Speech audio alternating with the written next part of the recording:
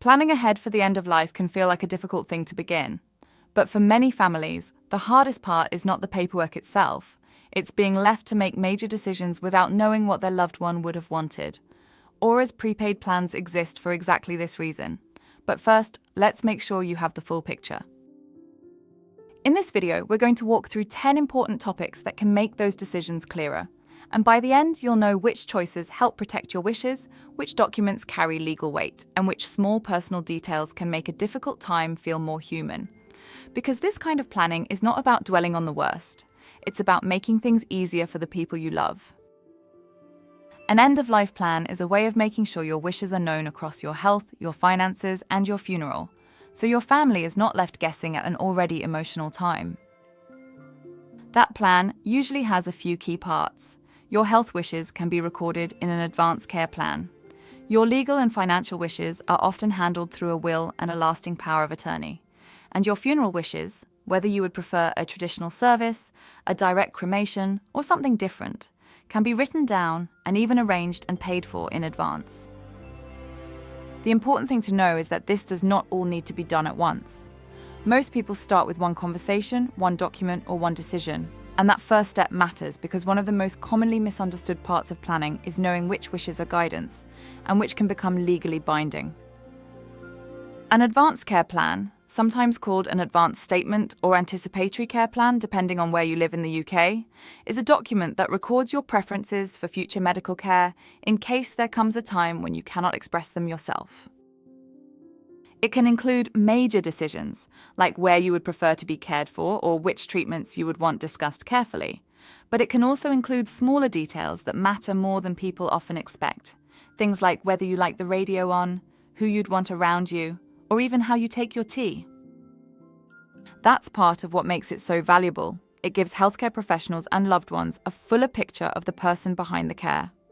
It's also worth knowing that an advanced care plan itself is not usually legally binding, but it's still an important document that healthcare teams are expected to take into account. And within it, you can include an advanced decision to refuse treatment, which is legally binding and allows you to formally refuse specific treatments in advance. So this is where one of the key distinctions begins. Some documents help guide decisions, while others can directly determine them. The Mental Capacity Act is the law that helps protect people aged 16 and over in England and Wales, if there comes a time when they are unable to make certain decisions for themselves. Its starting point is an important one. It assumes you have capacity unless there is clear evidence otherwise. A person should not be treated as unable to make decisions simply because of their age, condition, or diagnosis. This matters because capacity is sometimes misunderstood during stressful times. The law is there to make sure people are involved as much and as long as possible. And if decisions do need to be made on your behalf, the Act says they must be made in your best interests. It also gives you a way to plan ahead more directly.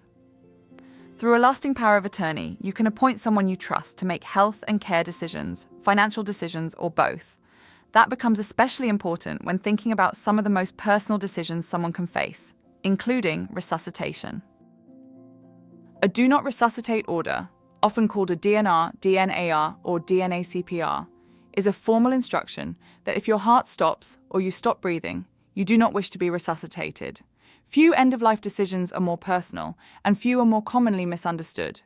For some people, a DNR can sound like giving up, but that isn't what it means. For many, it is about choosing an approach that fits their wishes, their dignity, and the kind of care they want at the end of life. To be valid, it should be put in place while you have mental capacity, ideally before any emergency situation.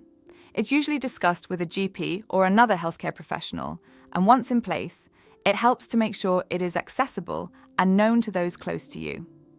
You may also hear the phrase allow natural death, or A&D. That wording reflects the same underlying choice, but with more emphasis on comfort and dignity. And for some families, these conversations become even more important when a diagnosis like dementia is involved.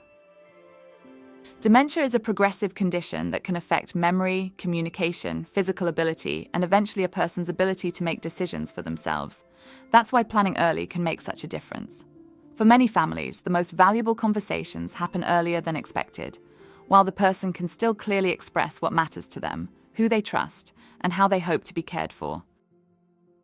An advanced care plan, a lasting power of attorney, and open communication with healthcare teams can all help make sure care reflects the person's wishes and values.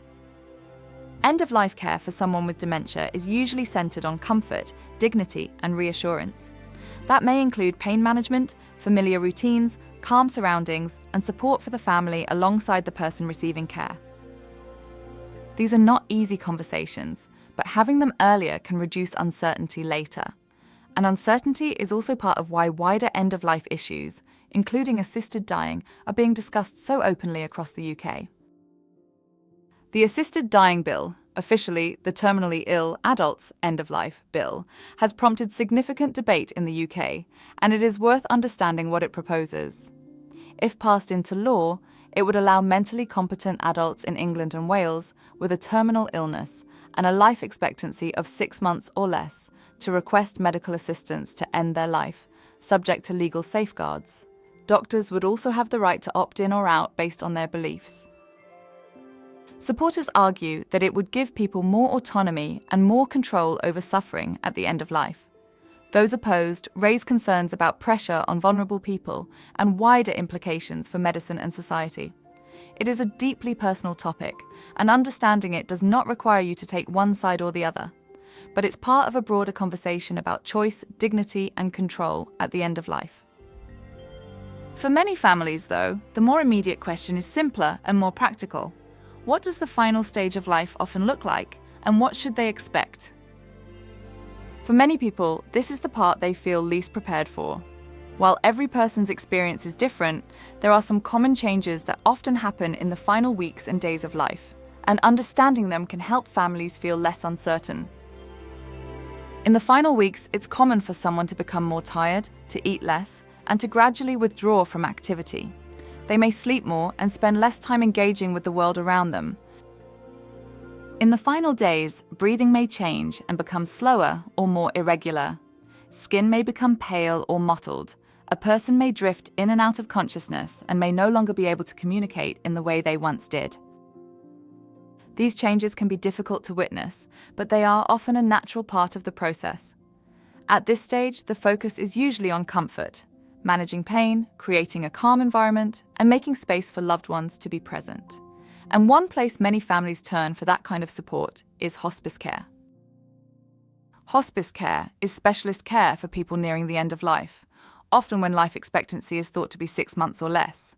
Its purpose is not to cure illness, but to help ensure that however much time remains is lived as comfortably and meaningfully as possible.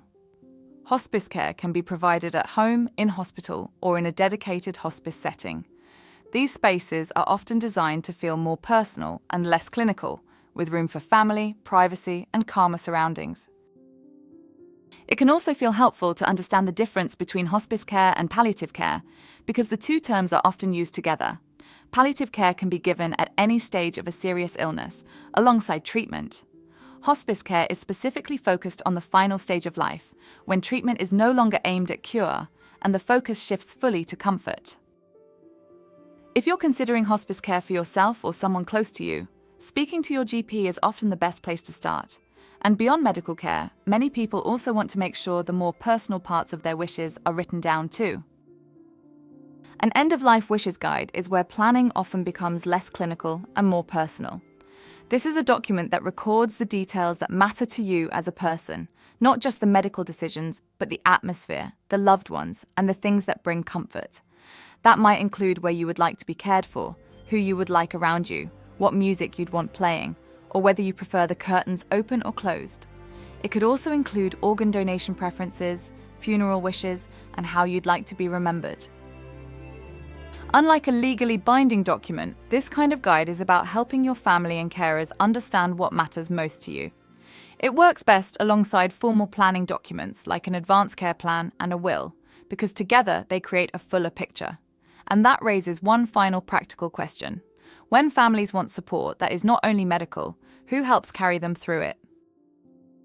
A death doula, sometimes called an end-of-life doula, is a non-medical professional who offers emotional, practical, and sometimes spiritual support to a person who's dying and to their family.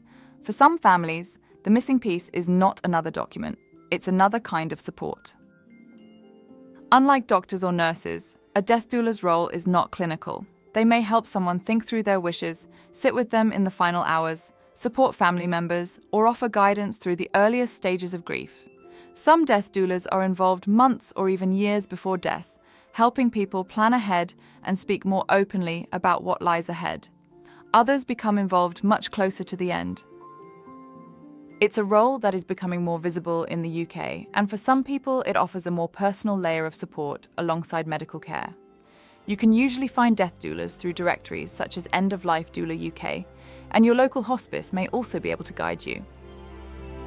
End-of-life planning isn't about focusing on the difficult for its own sake. It's about reducing uncertainty, protecting your wishes, and making things easier for the people you love. We've covered 10 important parts of that process, from legal and medical planning to the personal details that help care feel more human.